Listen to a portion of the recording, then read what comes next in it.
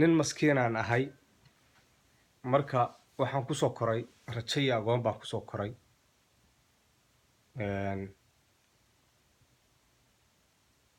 waxaan anigu iskay u bartay ama ilaahay i baray oo xigmad ilaahay ugu keenay waxa carabta u yaqaana fitra oo ah aqoonta uu qofku la yimaado bini aadanka ah ama maskaxda ama caqliga uu la yimaado oo kusoo dego lagu keeno ilaahay ku keeno markuu imaanahay adduunka intaas inaan ahayn ma aqaani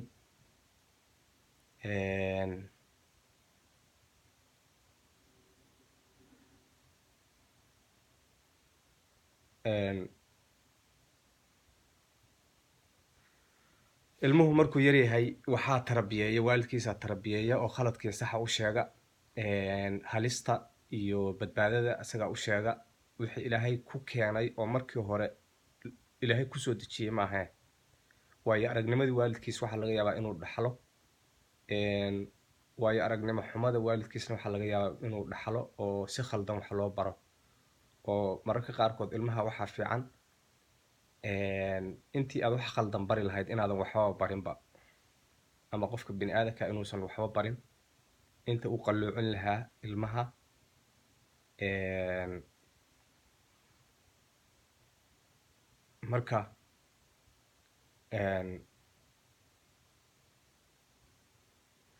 marka nolosha noocaas aan kusoo koray oo rajanimada iyo agoonka ah iyo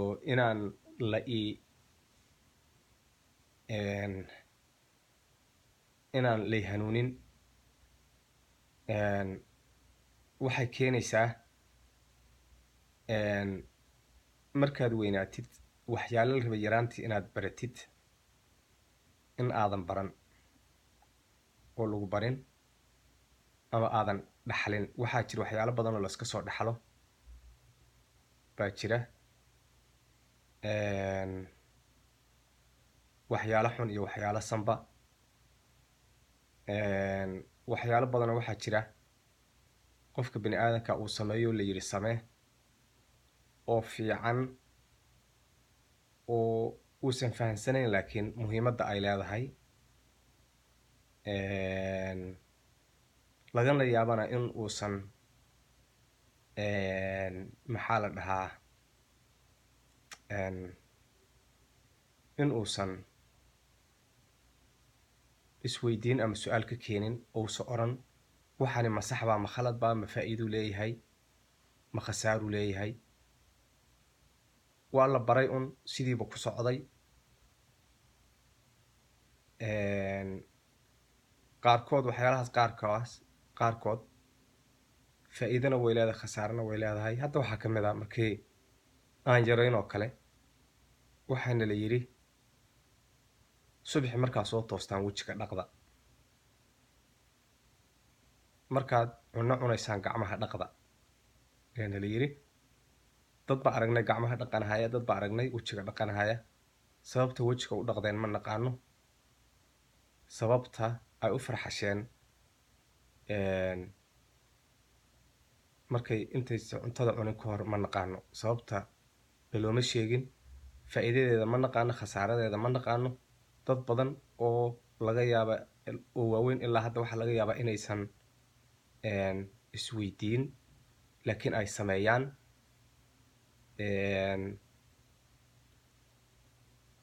faa'iidana ay leedahay sababta loo farxasho faa'iiday leedahay laakiin waxaa laga yaabaa inuusa isweydiinba uusa ogeynna faa'iidada ay leedahay laakiin uu sameeyo oo taa micnaheedu ka dhigan tahay faa'iidadii wuu hayaa ahayd inuu farxasho wixii laga dheefi lahaa wuu helay maadaama uu sameeyo laakiin ma yaqaano kuma baraarugsana sababta looga jeedo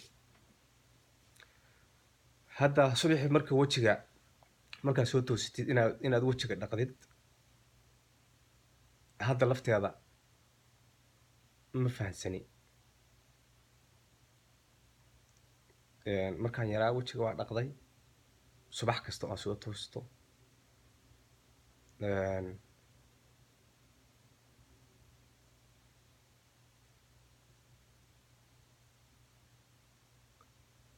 laakiin qof yiri sababtan iyo sababtaas baa loo dhaqdaa, saasay u fiican tahay, saasay u xun tahay, ma jiro. dad baa sameeyey, samee baa la yidhi, waa samayna.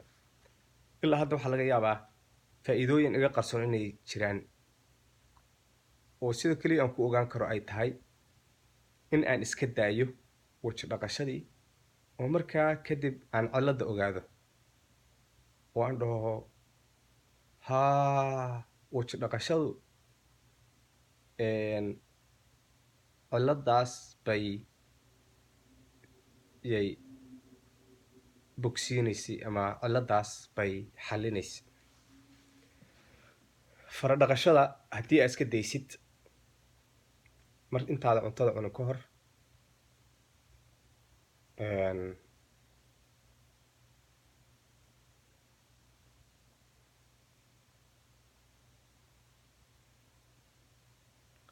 waxaa laga yaabaa inaad iska daysid adoon farihii dhaqan aa cuntid cuntadii iyadoo wasakha, gacmihii wasakha aad ku cuntid, markaasna aad xanuun ka qaadid, ama gacmaha sababta loo dhaqanhayo ay tahay in cudur la rabo in laga hortago ama uusan imaanin, sidaa daraadeed gacmaha loo dhaqdo. kolley markii hore ay bilaabanaysay dad baa bilaabay sababtii iyo wixii ayagaa fahmay, markii dambe gadaal dadkii kaloo dhanna waa iska sameeyeen. taas waxaan ku keenay ka soo qaad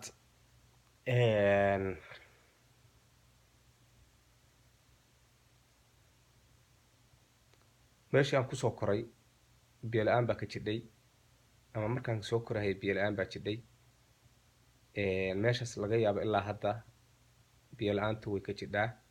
sidaa daraadeed ma aad awoodid inaad qubaysatid, ama reeruhu ma awoodaan inay ilmahooda dhahaan qubayso subax kaste.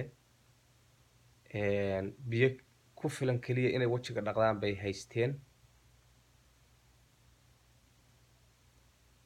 biyuhu maadaama aysan dhammaystiri karin oo aysan qofka bini aadanka dhaqi karin dhammaantiis, oo ay yar yihiin, waxay kusoo koobeen wejiga dhaqo. marka wejiga keliya la dhaqahayo subax kaste wuxuu ka dhigan yahay subax kaste qubayskiiyo lasoo gaabiyey weeye, ama lasoo yareeyey.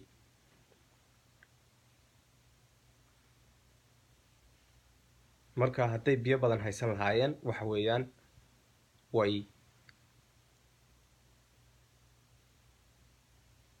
ilmaha way u qubayn lahaayeen subax kasta. qubayskana faa'iido badan buu leeyahay, inkastoo aan gadaal ka dareemay.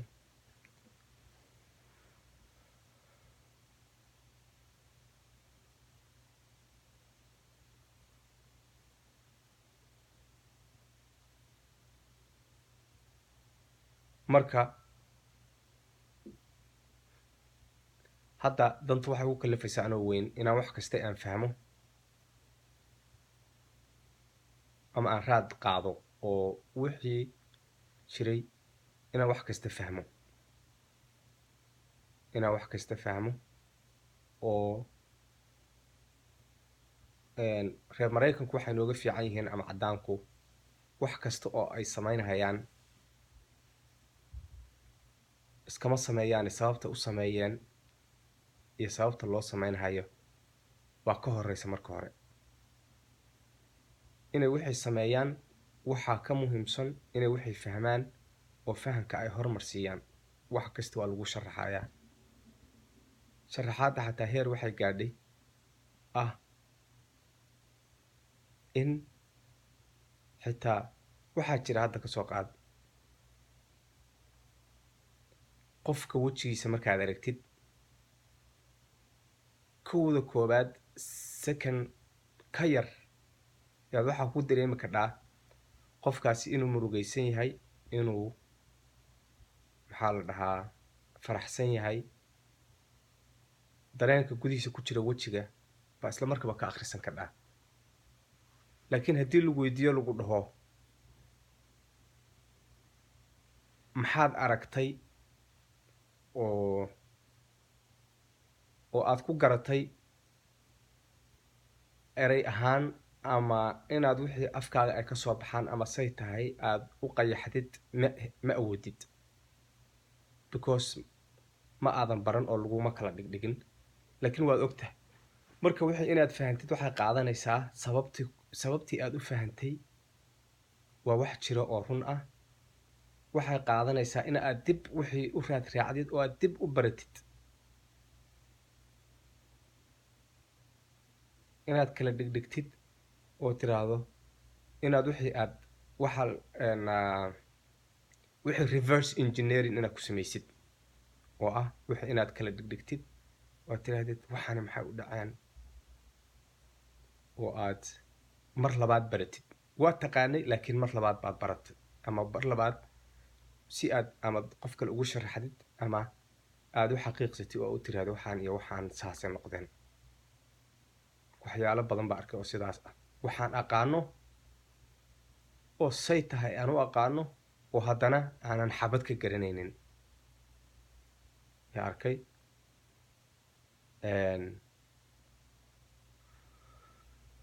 aqoonta ama cilmiga waa inaad raacdid wax yar oo kaste, waa in aad dabageshid wax yar, ama ha yaraadeen ama ha weynaadeen, waa in aad dabageshid oo aad ogaatid oo aad raacdid.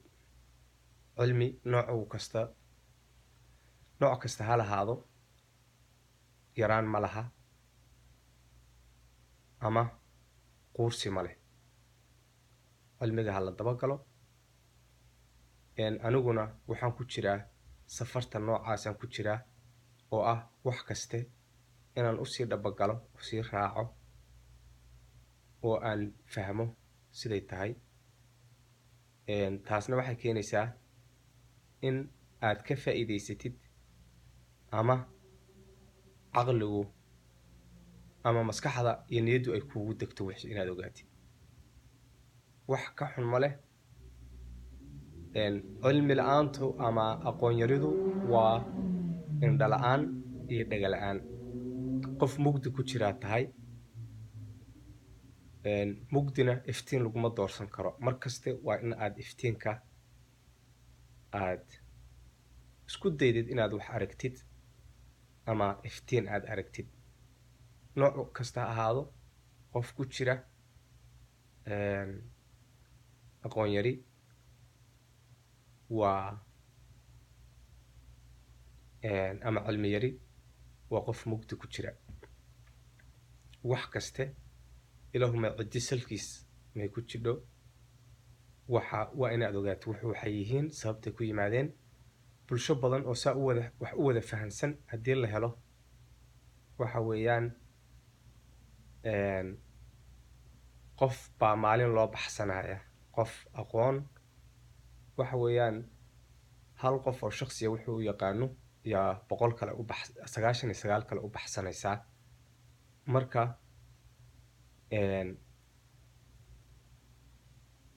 janis ama halis iyonan isgelinin ah inaynan waxba aqoonin ama waxba garan. wax kaste oo aad aragtid, waxaad u malaynaysay horey in aad u taqaanay iyo waxaadan aqoonba, waa in aad su-aal iska weydiisay oo gadaal u raacdid. wixii aada horey u fahmin waa inaad gadaal u fahantid. wixii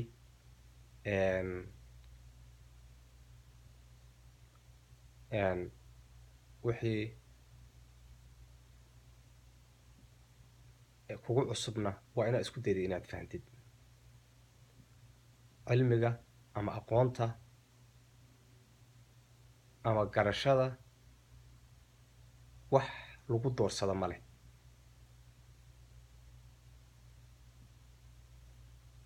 ha la helo dad badan oo raba inay dadka mugdiga ka saaraan.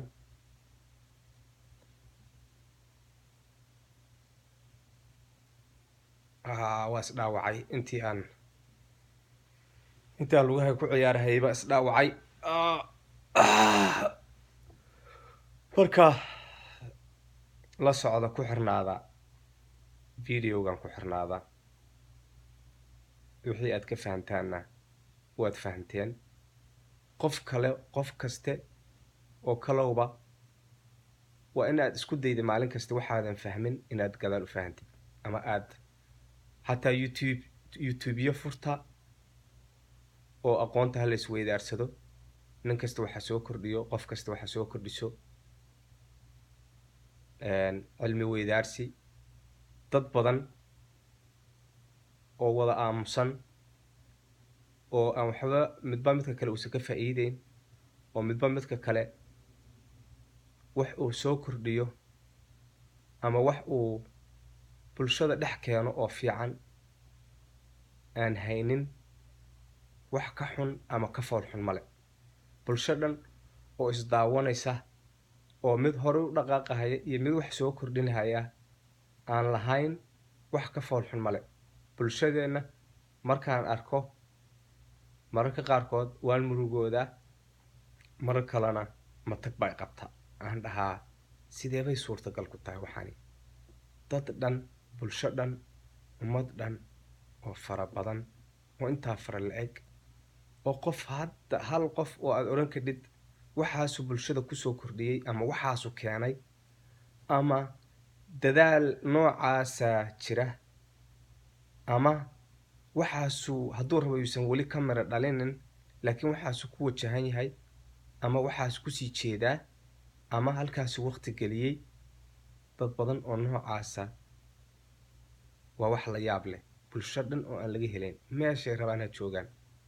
bulshada soomaaliyeed oo dhan dib u dhac aan caadi ahayn oo maskixiyan ah ama dhinaca ficil ha ahaato, wax qof soo kordhiya ama dadka kale shaksi ka duwan dadka kale ma arkaysid. maxaa inkaartan maxay tahay? yaa weeye hal qof yaa ii sheegi kara oo soomaali ah oo maanta bulshada badankeeda intuu ka leexday oo gooni u leexday raba bulshada qayb ay gabtay ama meel ay gabtay qof raba inuu ku aado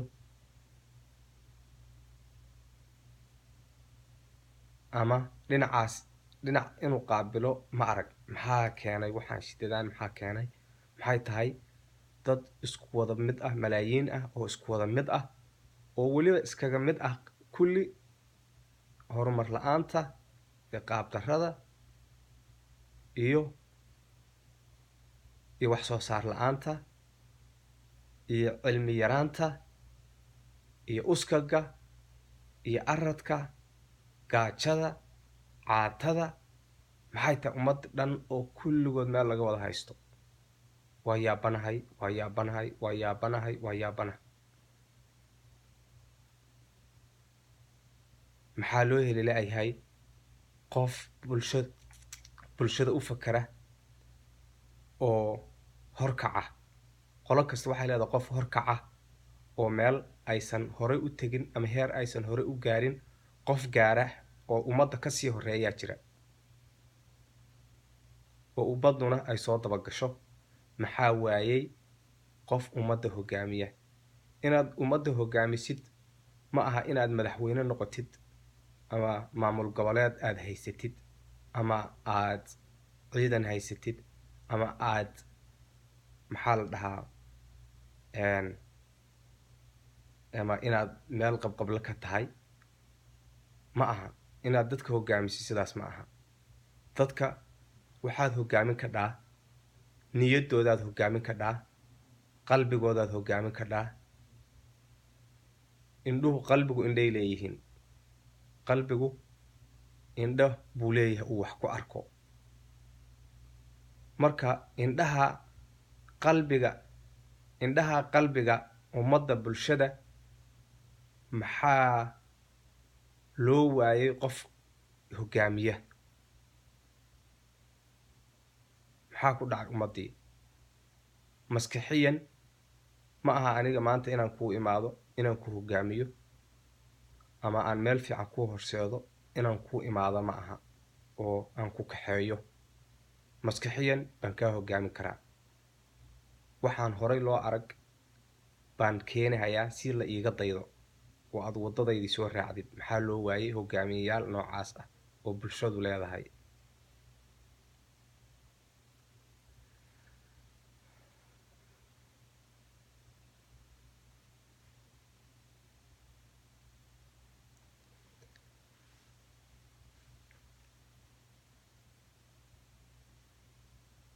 su-aalahaas ha laga jawaabo, fikradaha noocaas ha la qaato, bal ha lagu baraarugo waxyaalahaas.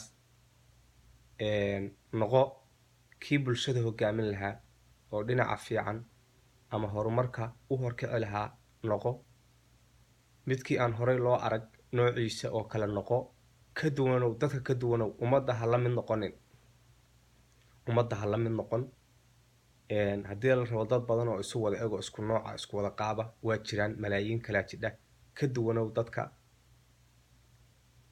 waxaysan horey u samayn u samee, waxyaalo aysan horey u tijaabin u tijaabi. ha yaraysanin si kastaba ha yaraato, si kastaba ha ahaato, si kastaba aad ugu malaysid inay u yar yihiin ama waxaan u sahlan yihiin ama u fudud yihiin. ha la kala duwanaado, yaa isku mid la wada noqonin, yaa isku wax la wada samaynin. qof kaste ha foof tago, waxbuu guriga keenahayaa, waxbuu bulshada dhex keenahayaa aan dadka kala wadin. ha la kala duwanaado, yaa isku mid la noqonin, ha la kala duwanaado. intaas videogan waa igu dheeraaday, 20 daqiiqo gaaray. ma ahayn ujeedadeedu inaan intaa gaarsiiyo. kuwo kalena way soo socdaan. ku xirnoo videoyaasha caqliga aan kugu soo kordhiyo ama waxyaalaha aan ku xasuusiyo. isticmaal, isku day inay ku anfacaan. khayr baan kuu rajeynayaa, khayr baan idin rajeynayaa.